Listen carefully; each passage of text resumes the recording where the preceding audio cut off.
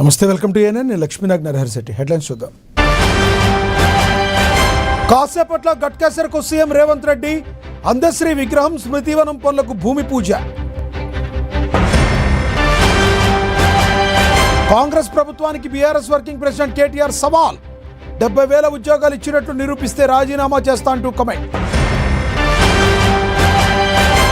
గుంటూరు మహిళా ఘటనపై చంద్రబాబు సీరియస్.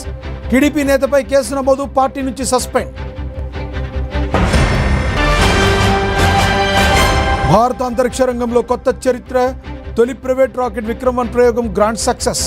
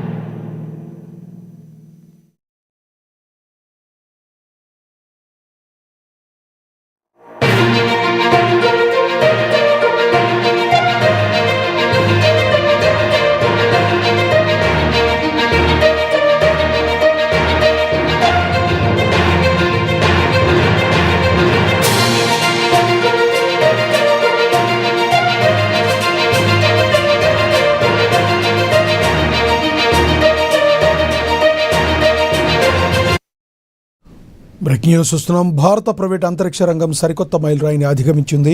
ప్రముఖ స్పేస్ టెక్ స్టార్టప్ స్కైరెట్ ఏరోస్పేస్ పూర్తి స్వదేశీ పరిజ్ఞానంతో రూపొందించిన తొలి ఆర్బిటాల్ క్లాస్ రాకెట్ విక్రమ్ 1 విజయవంతంగా రోదసిలోకి దూసుకెళ్లింది.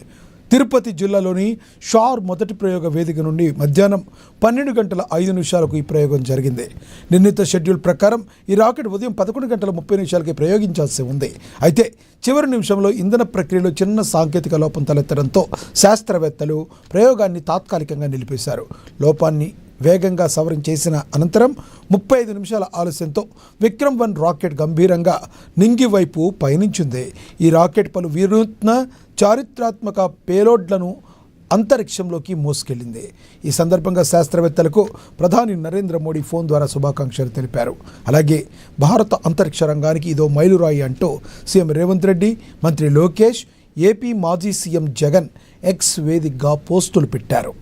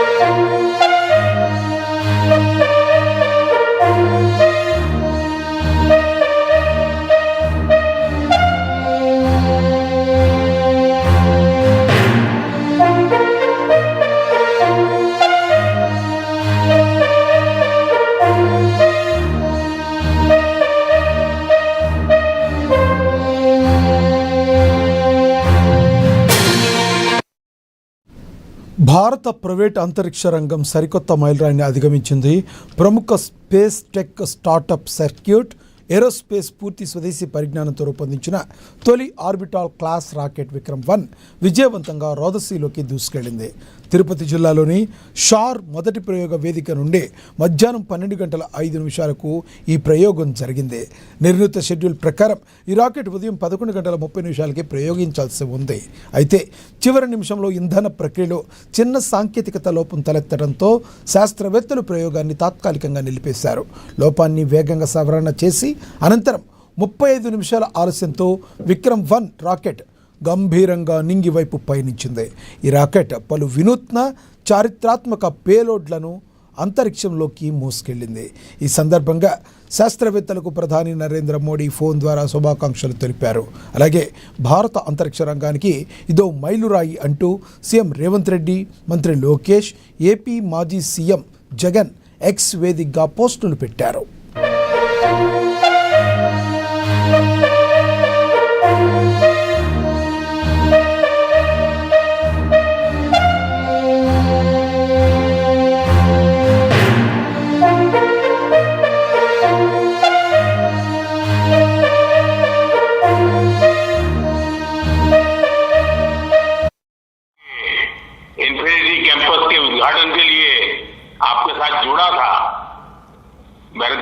सकता था मैं पहुंचूं, लेकिन पहुंच नहीं पाया, लेकिन आपके साथ वीडियो से जुड़ा था। और आज भी मैं इस पूरे लॉन्चिंग कार्यक्रम को देख रहा था। कब से मेरा ध्यान जो गया, आपकी पूरी टीम 25-30 साल की दिखती है, ये मुझे और खुशी दे रही थी।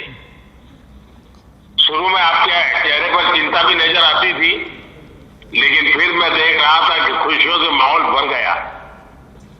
मैं आपको, आपकी पूरी टीम को इस महत्वपूर्ण निर्णय के लिए और महत्वपूर्ण सफलता के लिए मैं बहुत बहुत।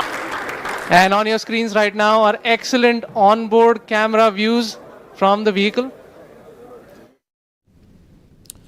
సరూర్ నగర్ స్టేడియంలో బీఆర్ఎస్ యువ సంగ్రామ సదస్సు జరిగింది. ఈ సదస్సుకి నిరుద్యోగ యువతీ యువకులు భారీగా తరలివచ్చారు. ఈ వేదికగా కాంగ్రెస్ సర్కార్పై కేటీఆర్ మండిపడ్డారు. తెలంగాణ ఉద్యమం యువత వల్లే ఉప్పెనలా మారిందని గుర్తు చేసిన ఆయన ఇప్పటిదాకా ఒక లెక్క, ఇక్కడి నుంచి మరో లెక్క అంటూ కేడర్లో జోష్ నింపారు. జింగ్ సైరన్ మోగించడానికి యంగ్ తరంగ్ సిద్ధమైందని ప్రకటించారు. తాము అధికారంలోకి వచ్చాక 70,000 ఉద్యోగాలు ఇచ్చినట్లు కాంగ్రెస్ నిరూపిస్తే తాను తన ఎమ్మెల్యే పదవికి రాజీనామా చేయడమే కాకుండా శాశ్వతంగా రాజకీయాల నుంచి తప్పుకుంటానని కేటీఆర్ బహిరంగ సవాల్ విసిరారు. కేంద్ర ప్రభుత్వానికి బీఆర్ఎస్ వర్కింగ్ ప్రెసిడెంట్ కేటీఆర్ సవాల్ విసిరారు. మీకేం పని అయినా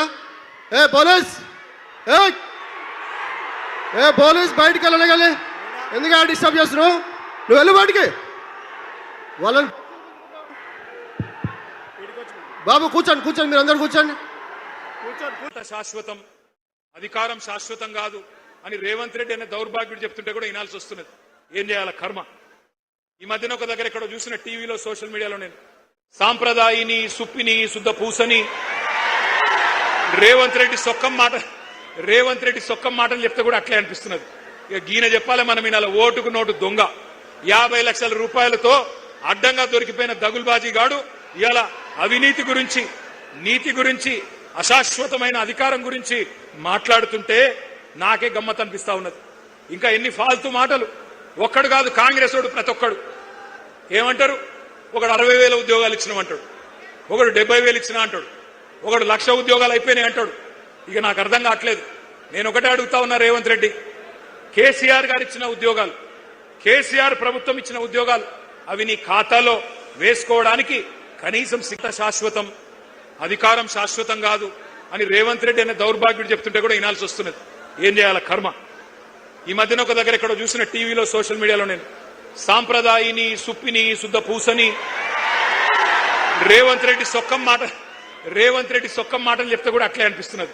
ఇక గీన చెప్పాలి మనం వినాల. ఓటుకు నోటు దొంగ 50 లక్షల రూపాయలతో అడ్డంగా దొరికిపోయిన దగుల్బాజీ గాడు ఇలా అవినీతి గురించి, నీతి గురించి, అశాశ్వతమైన అధికారం గురించి మాట్లాడుతుంటే నాకే గమ్మత్ అనిపిస్తా ఉన్నది. ఇంకా ఎన్ని ఫాల్తూ మాటలు. ఒక్కడు కాదు.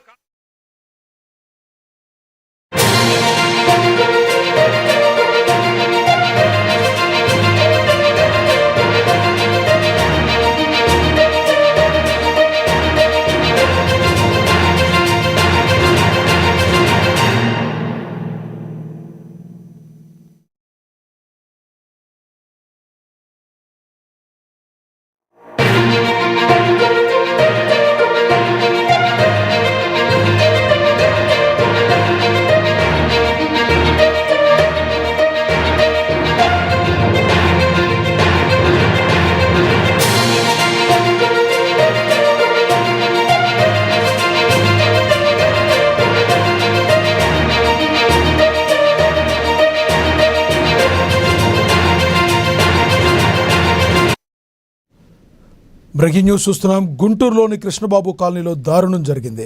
ఓ మహిళపై జరిగిన దాడి, ఆమెను వివస్థను చేసి హింసించిన ఘటన రాష్ట్ర వ్యాప్తంగా పెను సంచలనంగా మారింది. తాగునీటి మోటార్ వద్ద మొదలైన చిన్న వివాదం కాస్త చివరకు ఒక మహిళ అని కూడా చూడకుండా నడి రోడ్డుపై కాళ్లతో తన్నేంత వరకు వెళ్ళింది. ఈ ఘాతుకానికి పాల్పడిన 21వ వార్డు టీడీపీ సెక్రటరీ మల్లెల మూర్తి కుటుంబంపై ప్రభుత్వం, పార్టీ అధిష్టానం ఉక్కుపాదం మోపింది. ఈ ఘటనపై తీవ్ర ఆగ్రహం వ్యక్తం చేసిన సీఎం చంద్రబాబు నిందితులపై కఠిన చర్యలు తీసుకోవాలని ఆదేశించారు. ఘటనతో ప్రమేయం ఉన్న పార్టీ కార్యకర్తపై సస్పెన్షన్ వేటు వేశారు. మహిళల గౌరవానికి భంగం కలిగించే ఘటనలు అంగీకార యోగ్యం కావని సీఎం మరొకసారి పునరుద్ఘాటించారు. రాజకీయ అనుబంధం పేరుతో ఎవరికీ రక్షణ ఉండదు అంటూ హెచ్చరించారు.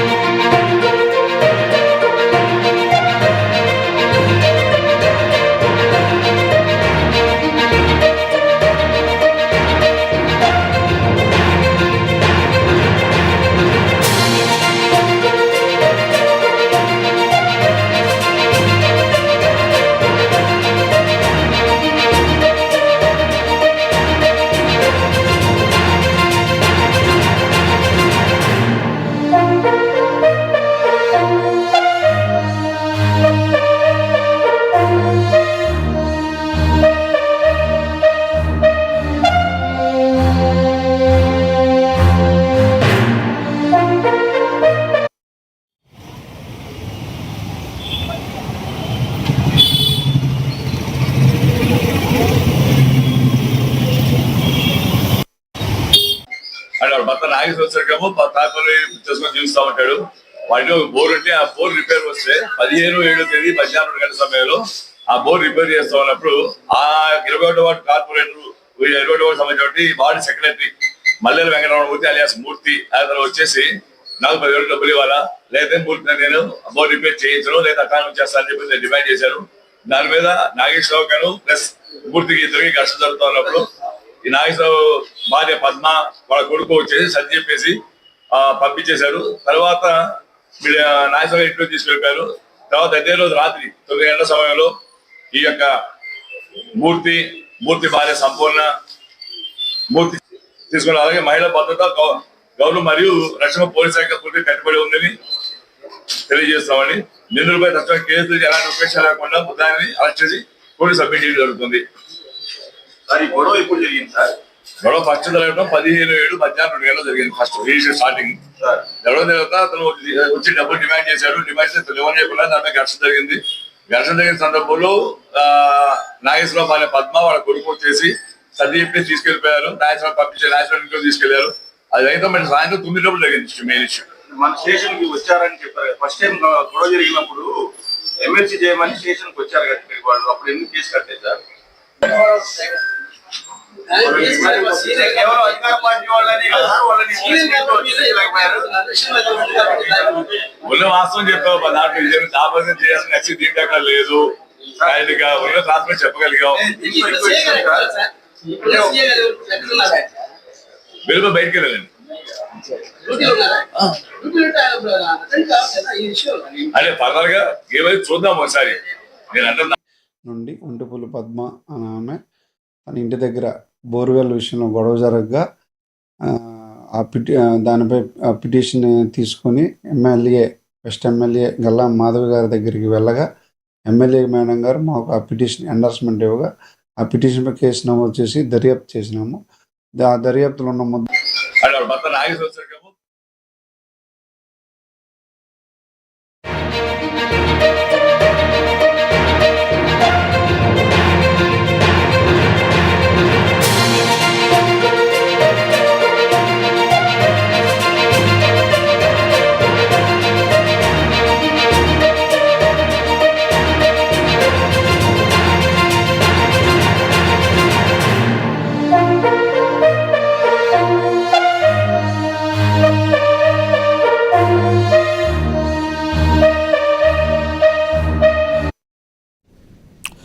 పోలవరం జిల్లా గొల్లగూడెం వద్ద విషాదం చోటు చేసుకుంది. గోదావరిలో చేపల వేటకు వెళ్లి 5గురు తమ ప్రాణాలు కోల్పోయారు. ప్రమాదాన్ని గమనించిన స్థానికులు వెంటనే పోలీసులకు సమాచారం ఇచ్చారు. హుటాహుటిన ఘటనా స్థలానికి చేరుకున్న పోలీసులు స్థానికుల సహాయంతో గల్లంతైన వారి కోసం గాలింపు చర్యలు చేపట్టారు. చివరికి వారిని విగత జీవులుగా బయటకు తీశారు. మృతి చెందిన వారిని ఊకే సుశీల, ఊకే లక్ష్మి, తుర్రం భారతి, బాసుపోయిన బాలరాజు, ఊకే రమేష్గా పోలీసులు గుర్తించారు. వారంతా గొమ్ము కొత్తగూడెం గ్రామవాసులుగా వెల్లడించారు.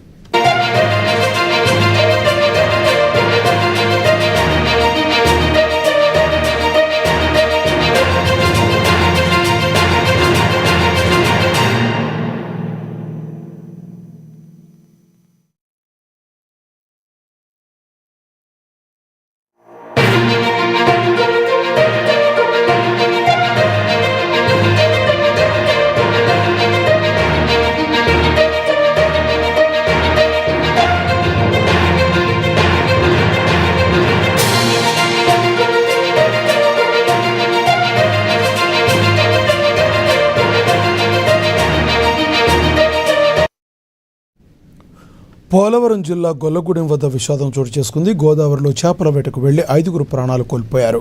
ప్రమాదాన్ని గమనించిన స్థానికులు వెంటనే పోలీసులకు సమాచారం ఇచ్చారు. హుటాహుటిన ఘటనా స్థలానికి చేరుకున్న పోలీసులు స్థానికుల సహాయంతో గల్లంతైన వారి గాలింపు కోసం చర్యలు చేపట్టారు. చివరికి వారిని విగత జీవులుగా బయటకు తీశారు. మృతి చెందిన వారిని ఊకే సుశీల, ఊకే లక్ష్మి, తుర్రం భారతి, బాసుబోయిన బాలరాజు, ఊకే రమేష్లుగా పోలీసులు గుర్తించారు. వారంతా గొమ్ము కొత్తగూడెం గ్రామవాసులుగా వెల్లడించారు.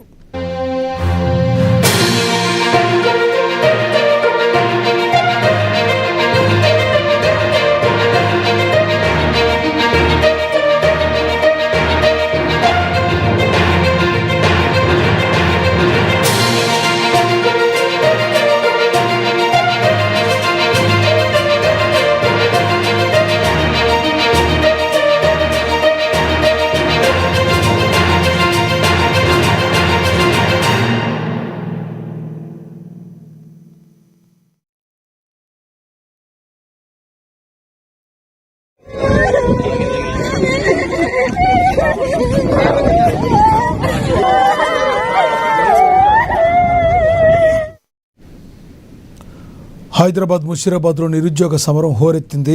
ఎమ్మెల్యే ముఠా గోపాల్, యువ నాయకుడు ముఠా జయసింహ నేతృత్వంలో నిర్వహించిన యువ సంగ్రామ సదస్సుకు నిరుద్యోగులు, యువత తరలివచ్చారు. దీనికోసం గాంధీనగర్ ఎమ్మెల్యే క్యాంప్ కార్యాలయం నుండి బైక్ ర్యాలీని ఎమ్మెల్యే ముఠా గోపాల్ ప్రారంభించారు.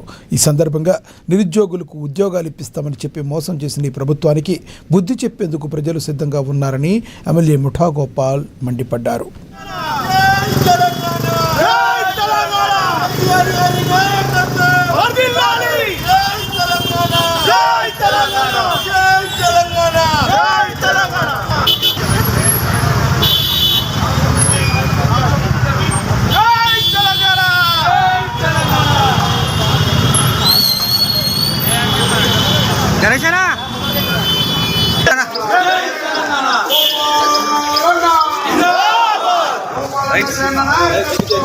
మోసం చేసిన కాంగ్రెస్ ప్రభుత్వం నిరుద్యోగ యువకులను మోసం చేసి కుత్బుల్లాపూర్ నియోజకవర్గం కొంపల్లిలోని అశోక ఏలా మైనాస్ గేటెడ్ కమ్యూనిటీలో ఉద్రిక్తత చోటు చేసుకుంది. మైనంపల్లి సోదరుడు చంద్రరావు తన అనుచరులతో కలిసి కాలనీలో వీరంగం సృష్టించారు. కమ్యూనిటీలో బోర్ ఎండిపోవడంతో పార్కులో కొత్త బోర్ వేసేందుకు ప్రయత్నించిన విల్లావాసులను అడ్డుకున్నారు. కాలనీ వాసులు 100 మంది ఏకం కావడంతో బయట నుంచి వ్యక్తులను పిలిపించి నానా హంగామా చేశారు. విల్లావాసుల ఫిర్యాదుతో రంగంలోకి దిగిన పేట్ బషీరాబాద్ పోలీసులు మైనంపల్లి చంద్రరావుతో పాటు 60 మందిపై కేసు నమోదు చేశారు.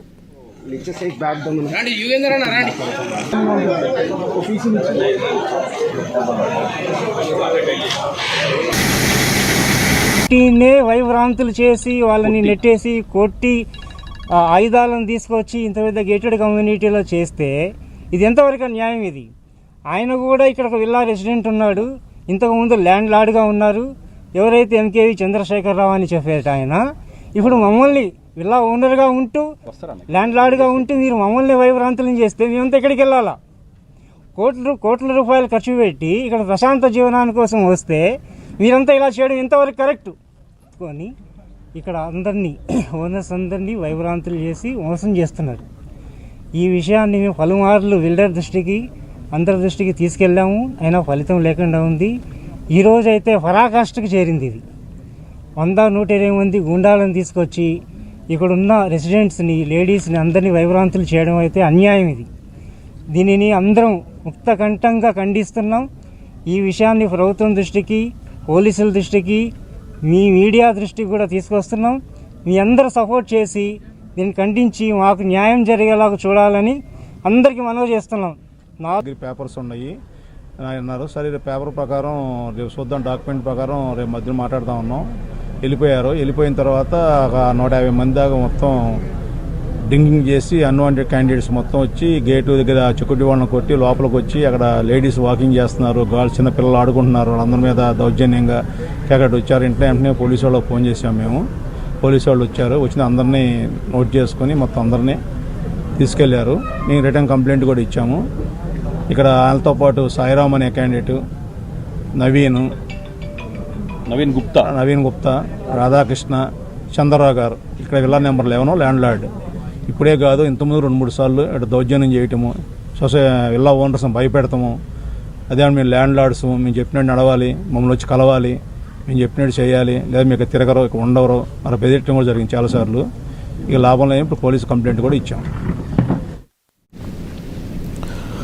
రంగారెడ్డి జిల్లా శంషాబాద్ మండలంలో 311 జీవో నిబంధనల ఉల్లంఘనలు కలకలం రేపుతున్నాయి.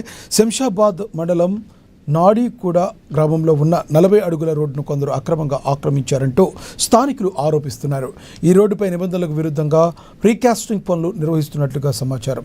రోడ్డును ఆక్రమించడంతో పక్కనే ఉన్న పాఠశాలకు వెళ్లే విద్యార్థులు, స్కూల్ బస్సులకు ఇబ్బంది అవుతుందని స్కూల్ యాజమాన్యం ఆవేదన వ్యక్తం చేస్తుంది. ఇరుకైన రోడ్డు కారణంగా ఎప్పుడు ఎలాంటి ప్రమాదం జరుగుతుందనే స్థానికులు, విద్యార్థుల తల్లిదండ్రులు భయాందోళన చెందుతున్నారు. ఇప్పటికైనా ఉన్నతాధికారులు స్పందించి వెంటనే ఆక్రమణను తొలగించి రోడ్డును పునరుద్ధరించాలని స్థానికులు డిమాండ్ చేస్తున్నారు.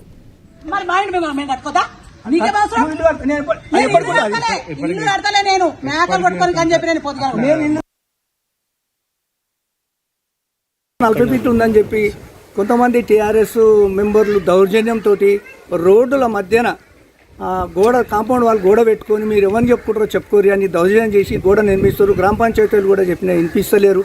ఏమని అడగనికపోతే దౌర్జన్యంగా కొట్లాడడానికి సిద్ధం ఉన్నారు. మరి మేము 100 నెంబర్ కూడా చెప్పినాం, పిఎస్ కూడా కంప్లైంట్ ఇచ్చినాం. మరి దీని మీద ఎవరు యాక్షన్ తీసుకుంటారు? మరి ఇది అన్యాయంగా వదిలేస్తారా వీళ్ళని? వీళ్ళకు చట్టపరంగా న్యాయంగా మాకు న్యాయం చేయండి, వీళ్ళ మీద యాక్షన్ తీసుకోండి. ఏమాత్రం డిలే చేయకుండా, మాకు స్కూల్ ఉంది కాబట్టి బస్సులకు రాకడ పోకడ ఇబ్బంది అవుతుంది. రోడ్డు ప్యాక్ చేసే మేము మా పరిస్థితి ఏంది ఎవరికి చెప్పుకోవాలి మేము? కాబట్టి మీరు దయచేసి ఈ గ్రామస్తులకు కూడా ఎన్నోసార్లు విన్నవించినాము. ఇప్పుడు ప్రస్తుతం కడుతుంటే మేము ఆపమని చెప్తున్నాము. మరి చెప్పినా కూడా గ్రామ పంచాయతీలు చెప్పినా కూడా వినకుండా వాళ్ళు ఖచ్చితంగా టీఆర్ఎస్ బలంతో దౌర్జన్యంగా రోడ్డు పైన ఈ అక్రమంగా ఇల్లు నిర్మిస్తున్నాడు. దీనిపైన చర్య తీసుకోవాలని నేను మరీ కోరుచున్నాను. కూడా గ్రామ పంచాయతీ శంషాబాద్ మండల్ గ్రామ పంచాయతీ వాళ్ళు ఏమంటారు? ఆ గ్రామ పంచాయతీ కూడా మేము కంప్లైంట్ ఇచ్చినాము. వాళ్ళు సెక్రటరీ ట్రైనింగ్లో ఉన్నాడు, అక్కడ కారోబార్కి ఇచ్చినాము, ఆయన ద్వారా అపాయింట్మెంట్ తీసుకున్నాము. అయితే ఆడ కూడా వచ్చి అతను కూడా దౌర్జన్యంతో మాకు ఏం చేసుకో అని టీఆర్ఎస్ బలంతో మాకు ముందుకు రాకుండా. ఏలూరు జిల్లాలోని ద్వారకా తిరుమల చిన్న వెంకన్ను ప్రభుత్వ చీఫ్ విప్ జీవి ఆంజనేయులు దర్శించుకున్నారు. ఆలయానికి చేరుకున్న ఆయనకు ఆలయ అధికారులు ఘనస్వాగతం పలికి ప్రత్యేక దర్శన ఏర్పాట్లు చేశారు. దర్శన అనంతరం వేద పండితులు ఆయనకు వేద ఆశీర్వచనం అందించగా అధికారులు స్వామివారి తీర్థ ప్రసాదాలు శేష వస్త్రాలతో ఘనంగా సత్కరించారు.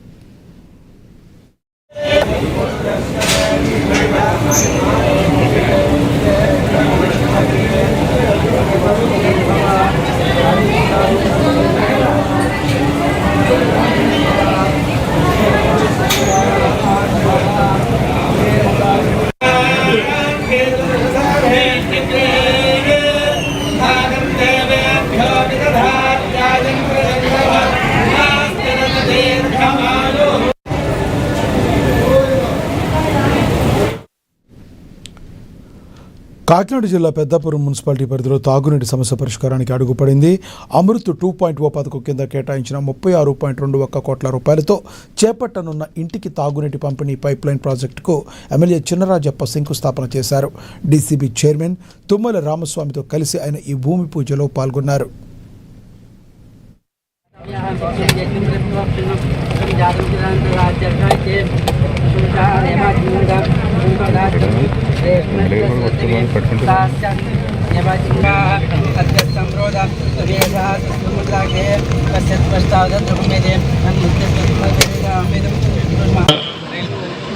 మన శాసనసభ్యులు నిమ్మకాయల రాజప్ప గారి కృషి ద్వారా చంద్రబాబు నాయుడు గారు, పవన్ కళ్యాణ్ గారి యొక్క ఆశీస్సులతో పెద్దాపురం పట్టణానికి సుమారుగా 35 కోట్లు, సామర్లకోట పట్టణానికి 35 కోట్లు నిధులు తీసుకొచ్చి మరి ఏదైతే చాలా కాలం నుండి ఎదురు చూస్తున్నటువంటి నీటి సమస్యను గట్టెక్కించడంతో పాటు మరి ప్రజా సంక్షేమాన్ని దృష్టిలో పెట్టుకుని, ప్రజల యొక్క ఆరోగ్యాన్ని దృష్టిలో పెట్టుకుని మనకి కూడా గోదావరి నీరు మరి మెరక ప్రాంతమైనటువంటి మరి చాలా సామెత ఉండేది. పెద్దాపురంలో నీటి చేదపాడంత పడవ ఉండదు. పెద్దాపురం యొక్క బావులు ఎంత లోతుంటాయో మనం చిన్నప్పటి నుంచి మనం చూస్తా ఉన్నాం. పెద్దాపురం నూతిని కానీ పెద్దాపురం చేదపాడిని కానీ సామెతగా చెప్పేటువంటి రోజుల నుంచి మరి అంటే నీటికి అంత ఇబ్బంది ఉన్నటువంటి ప్రాంతం పెద్దాపురం ప్రాంతం. మరి అటువంటి ప్రాంతానికి మరి అపర తగినదిగా ఈరోజు రాజప్ప గారు పిలుస్తా ఉన్నారంటే మరి మనం ఎప్పుడూ వారి సేవల్ని గుర్తించుకోవాలనేటువంటి కూడా మరొకసారి తెలియజేసుకుంటూ మరి ఇంత చక్కటి అవకాశం ఇచ్చినటువంటి ముఖ్యమంత్రి చంద్రబాబు నాయుడు గారికి, ఉప ముఖ్యమంత్రి పవన్ కళ్యాణ్ గారికి కూడా మనం ఎల్లప్పుడూ రుణపడి ఉండాలని, అదేవిధంగా పెద్ద రాజప్ప గారు చెప్పినట్టు మరి గొడ్డల పార్టీ వారి యొక్క అనాలోచిత నిర్ణయాల వల్ల లేకపోతే పోయినసారే మరి నీరు వచ్చేది. ఆంధ్రప్రదేశ్ ఉప ముఖ్యమంత్రి పవన్ కళ్యాణ్ భార్య అన్నా లెజనోవా తిరుమల శ్రీ వెంకటేశ్వర స్వామి వారిని దర్శించుకున్నారు. ఈ ఉదయం సుప్రభాత సేవలో పాల్గొన్న లెజనోవా అలిపిరి నుంచి నడక మార్గంలో తిరుమల చేరుకున్నారు. శ్రీవారి దర్శనం అనంతరం స్వామివారి తీర్థ ప్రసాదాలు అందజేశారు. అనంతరం ఆమె తన కుమారుడు మార్క్ శంకర్ పేరుతో శ్రీ వెంకటేశ్వర స్వామి అన్నప్రసాదం ట్రస్ట్కు 17 లక్షల రూపాయల విరాళాన్ని అందించారు. భక్తులతో కలిసి అన్నప్రసాదాన్ని స్వీకరించారు.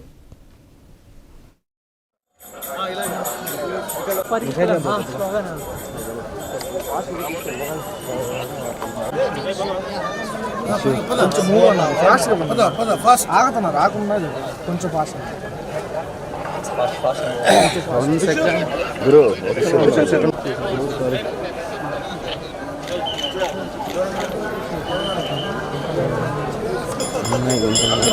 సైడ్కి వచ్చాను పడతావా